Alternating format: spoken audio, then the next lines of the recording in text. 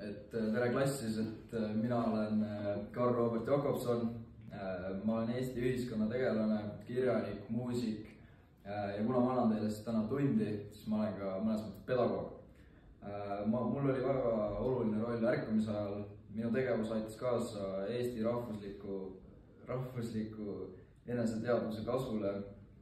Olen ka tuntud kui Viljandi ajalehe Sakala asutaja.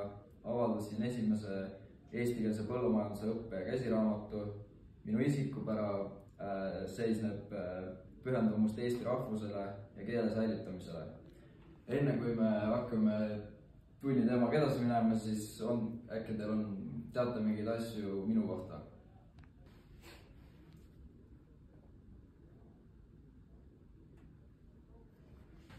Sina seal? Jah. Ma tahtsin küsida, et kas teie nägu on 500 kroonisel või? Ma olen nagu tuttav nägu.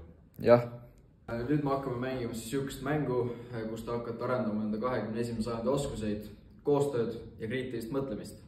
Te hakkate viskama üksteisele väikest lapikest, kus te ütlete siis ärkamise kohta huvitavaid fakte, mida teate. Lapike on siin. Lisaks sulle on veel tähtsad ärkamise ja tegelased näiteks Jakob Hurt, Koidula ja Tõnisson. Nüüd on sinu kord.